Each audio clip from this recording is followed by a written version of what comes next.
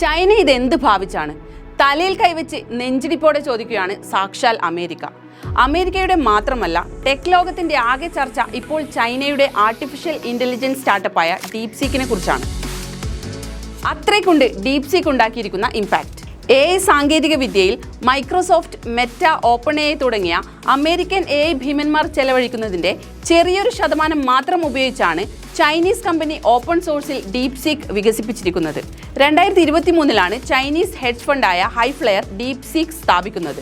Liang വെങ്ഫെങ് ആണ് CEO. $6 million ഡീപ്സീക്കിന്റെ വികസന ചെലവ് എന്നാണ് റിപ്പോർട്ടുകൾ.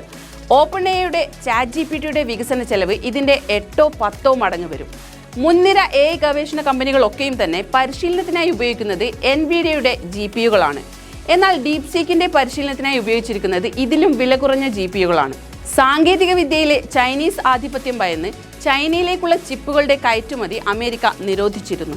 നിരോധനത്തിന് മുൻപ് സ്വന്തം ആവശ്യത്തിനായി വാങ്ങിയ ചിപ്പാണ് ഹൈഫ്ലെയർ ഡീപ്സീക്കിന്റെ പരിശീലനത്തിനായി ഉപയോഗിച്ചത്. അതായത് അമേരിക്കൻ മോഡലുകളേക്കാൾ കുറഞ്ഞ ചെലവിൽ മികവാർന്ന AI വികസിപ്പിച്ചെടുക്കാൻ ചൈനയ്ക്ക് കഴിഞ്ഞു എന്ന് സാരം. കുറച്ച് ദിവസങ്ങൾക്ക് മുൻപ് പുറത്തിറങ്ങിയ ഡീപ്സീക്കിന്റെ R1 വേർഷനാണ് നിലവിലെ താരം. പുറത്തിറങ്ങി വെറും 2 ആഴ്ചയ്ക്കുള്ളിൽ ആപ്പ് സ്റ്റോറിൽ ChatGPTയെ പിന്തള്ളി മുന്നേറുകയാണ് ഡീപ്സീക്ക്. ആർട്ടിഫിഷ്യൽ ഇന്റലിജൻസ് രംഗത്ത് വലിയൊരു ചുവടുവെപ്പാണ് ഇപ്പോൾ ചൈന നടത്തിയിരിക്കുന്നത്. ഓപ്പൺ AIയുടെ ഏറ്റവും പുതിയ മോഡലായ A1 ഒരു വെല്ലുവിളിയായിട്ടാണ് ഡീപ്സീക്ക് R1ന്റെ വരവ് എന്നാണ് വിലയിരുത്തൽ. ചോദ്യങ്ങൾ കൃത്യമായി മനസ്സിലാക്കി അതിന് ഉത്തരം നൽകുന്നതിൽ അമേരിക്കൻ മോഡലുകളോടൊപ്പത്തിനൊപ്പമോ അതിന് മുകളിലോ ആണ് ഡീപ്സീക്കിന്റെ പെർഫോമൻസ്.